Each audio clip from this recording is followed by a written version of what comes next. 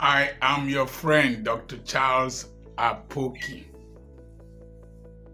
I want to talk about the pupa stage of life. You see, a human being undergoes metamorphosis like the butterfly. The butterfly starts as an egg, becomes a caterpillar, which is the larval stage, becomes a pupa, and then finally the butterfly comes out. And I will try to break this into several segments in this discussion. The egg stage is potential. That is, there is a butterfly in the egg of the butterfly, or the egg of a mosquito, or the egg of a cockroach. Cockroach is in the egg, so potential. When you were born, you were a potential. Sometimes you might be born into a family where the soil for you to do well, the nutrients, the temperature, the humidity for you to do well might not be there. But if you have survived, you go into the next stage, that's the caterpillar stage. See, I was very, very dynamic in the beginning. Primary 5, I had passed the common entrance instead of waiting to primary 6. My father told me to do primary 6. I did primary 6. I entered government college. Instead of doing the school certificate in Form 5, I attempted it in Form 4. I had 5 credits, and then I was compelled to complete it, and I had a Division 1. I went to Federal Government College, Warri. I finished, taught for 1 year. At 20, I was in the University of Ibadan. At 25, I had graduated. At 26, I had married. At 27, I was the medical director of a 40-bed hospital. At 29, I had opened my own hospital. But suddenly, I had had children. 1986. When I was 29, I had 3 children. And then I think I was 1996, I was 30 something. I had all my children. I bought cars, bought a car during youth service, bought several cars. I had built a house when I was 30 something. Then suddenly, for a period of about 15 years, I seem to have slowed down. I was importing cars, I was importing fish meal, I was doing several things, but I was not who I had hoped to become. I was not the dream I had. So you see the caterpillar at a stage, it is really a caterpillar. It is going, eating. Sometimes it can eat 3 times its weight in a day, green, or depending on the color, going. You see, that's the larval stage in a mosquito too. You see them making like this inside the water. I was very dynamic, but I seem to have slowed down, and it's as if all my mates were passing me. They were going to the United States, they were going to the UK, they were all over the place. I seem to have slowed down. And there was a battle inside me. A battle between the me that was there then, the me that you are seeing today, the me that you are going to see in the future. I can remember speaking to them at the IPCI, Intercessors Prayer Camp International, run by Dr. Chidi Okorafor, former General Superintendent of Assemblies of God Church. And I wore this khaki over khaki dress like as labor union leaders used to wear. And I told them, you can see me with this dress today. I know where I am going to. A time will come, you will not see me like this, and you might not see me here again. So there was a future me, which is today, that you are seeing, that I was telling them then. But there was a battle inside me between the future me that you will see later, this present me that was the future then, and the stagnated me. Use the word stagnated. There was this battle. Do you feel like that? Do you feel you have so many potentials? Do you feel left behind by your mates? Do you feel you are behind schedule? I have passed that road and I know how it feels. And then people will just label you. My in-laws labeled me. There were people who labeled me in the church. There were friends who labeled me. There were people who assumed that was all about me. But there was a me in me. The me in me was, no, this is not who you are supposed to be. This is not where you are supposed to be. This is not what you are supposed to be in. This is not who you are supposed to be relating with.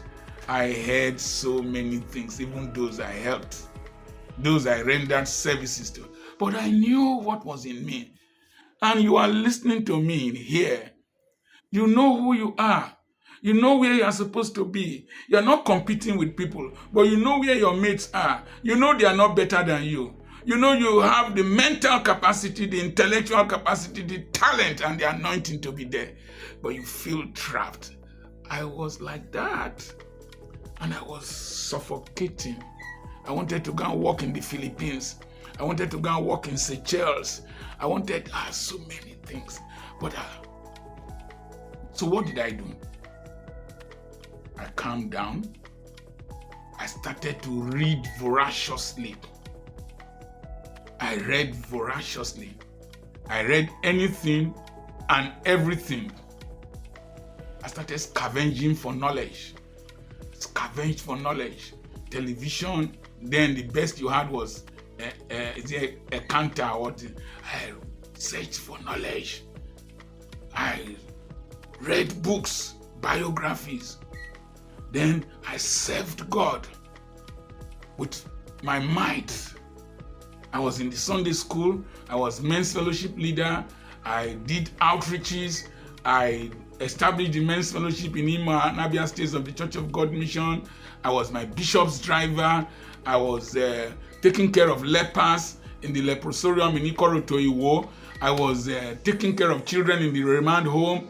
I was taking care of prisoners. I was taking care of children in the motherless babies home. I would carry children. I washed toilet in the remand home. I was treating them for epilepsy.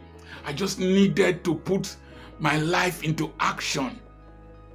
Then there were rural outreaches, village preachers. That was the platform I had. I put my energy in everything. I imported cars. I imported fish meal. I sold drips. Opened the tailoring shop for my wife. Everything. But I needed to bust this cocoon. Sometimes when a woman is pregnant, the baby will be making like this. It's preparing to come out. There's something in you preparing to come out. Something in you preparing to come out. And then something happened. Elder A.K. Eliayon gave me a platform to preach in the Full Gospel Businessmen's Fellowship International. He was observing me when I was teaching in the Sunday school as a superintendent. He observed me when I ran a marriage seminar for the men's fellowship in one hotel close to Royal Palm Hotel also in Aba. And then he invited me to speak to the Full Gospel because Don Oduns, the senior, was not coming. I saw it as an opportunity. Listen and listen well. If you must break loose, grab every opportunity to serve, every opportunity to perform as if your life depends on it. Grab it as if you are in the Titanic and there is a piece of log floating past and you need to grab it to survive. And I grabbed it. I felt inadequate, but I grabbed it. I felt nervous, but I grabbed it. My memory is not good, so I didn't remember passages. I read and read and read and read. I prepared. And I went to the hall. I spoke. The first day they laughed. I thought they were laughing at me. I spoke the next day. The third day, Somebody else saw me, invited me to go and preach in another church. I preached, and things started manifesting. That's how we grew past that stage, and then finally we came to Ughelli. But it was still there. I had these messages to preach, no platform. I'll be seeing banners of messages I could preach well. Then I started declaring, when I see a church, I will tell that church, I'm coming to preach in you. This, I'll come and preach here. Like that, like that, like that. After a period of time, they started inviting me to come and preach in those churches. I started calling the names of countries. I'll call countries. I'll go to the internet, send messages to them that I want to come for missionary work. People I didn't know. Then I started traveling. Ethiopia, Kenya, Uganda, South Africa, like that. And then the agitation was there. I needed to be a global citizen. The world needed to hear my voice. Then radio program came, Facebook came, YouTube came, COVID came. I did a video, it went viral. I did other videos, they went viral. Here we are at this stage. And then the businesses, I was the school bus driver, I cleaned toilet, I was security man. It is the me in me, the futuristic me in me that needed to come out. But I needed to be doing something. I didn't need to complain. I didn't need to compare myself with people, but I knew where I was supposed to be. So I was the bus driver, school bus driver. Man, don't sit down, docile, complacent, complaining, comparing. Do something. Just be doing it with the best of your ability, as if your life depends on it. You don't need to do what you love. Just love what you do. It is the way you eat bitter cola that will make somebody beg you. So here we are. I had the dream I would have a global family. So all the lands I bought, I wrote books, man. I will write. I've written more than 40 books. Wrote. I will write throughout the night. My ass will ache me. Bum will ache me. I wrote. And those books brought money. You see, somebody asked me how many videos I do in a day. I will record messages at night in my room. Record in the studio. My granddaughter told me, Daddy, your voice is still strong as a young man. Yes, you have been. You see this voice. Because I knew my future was in my mouth. So, don't sit down. Develop that talent. That small part of you that is still left. Handle it. Develop it. Then the struggle to come out of the cocoon of the butterfly. It's a thick struggle because the cocoon that forms the pupa stage is very thick. So busting out. When the butterfly is coming out of the cocoon, the large abdomen of the pupa stage gets compressed. And then there is a fluid that is gelatinous. It enters into the wings. The wings are tubes then. It enters into the wings and the legs. Then when it is exposed to sunlight, it congeals and forms chitin. That's the skeletal framework that allows the butterfly to fly. I will preach 3 times a day, travel throughout the day, travel early in the morning, travel from here to Port Harcourt the same Sunday to preach, travel from Ughelli here with school bus to go and preach and the Full Gospel Business Men's Fellowship, reach there the same day, preach, and I'm back the next day. That was how, but I was developing my ability. They didn't see me coming. I'm coming out. And today, you are here with me. I receive messages from all over the world. Even this YouTube.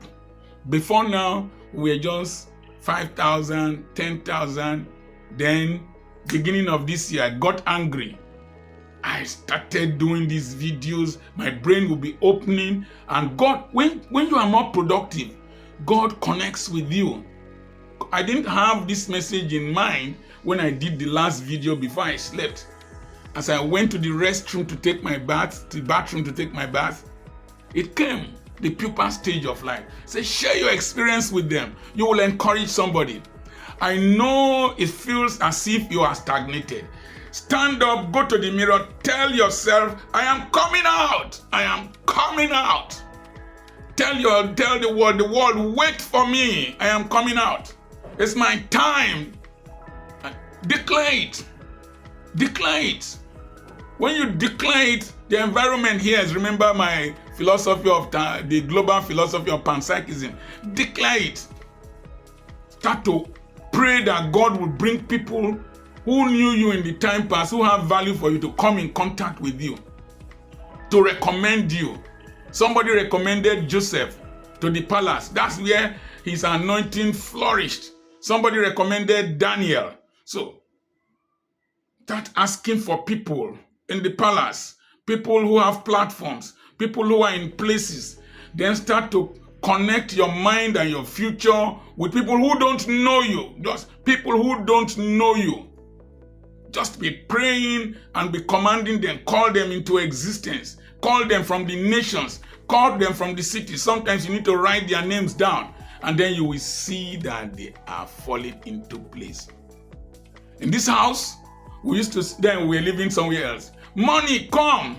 Favor come. Multiple visas come. Those children that called multiple visas for me. They've traveled to the United States, traveled in Europe, traveled to several countries, and that's happened. We called money come, big invitations come, anointing flow. We call those things into existence.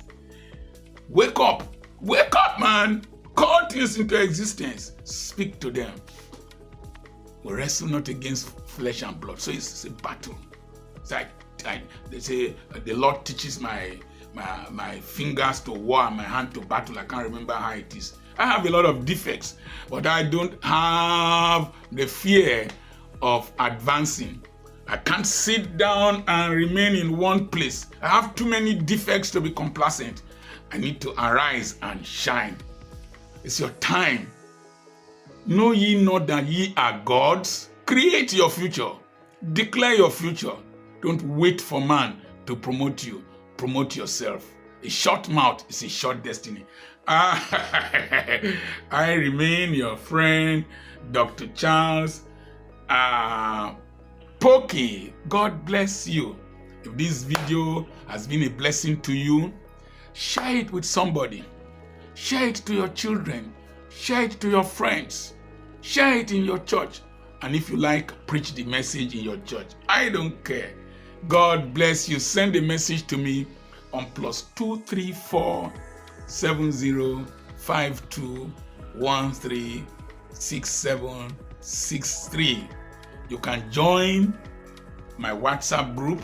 I shared this message with my WhatsApp group this morning as breakfast before I'm sharing it with you. It's a multinational, it's an international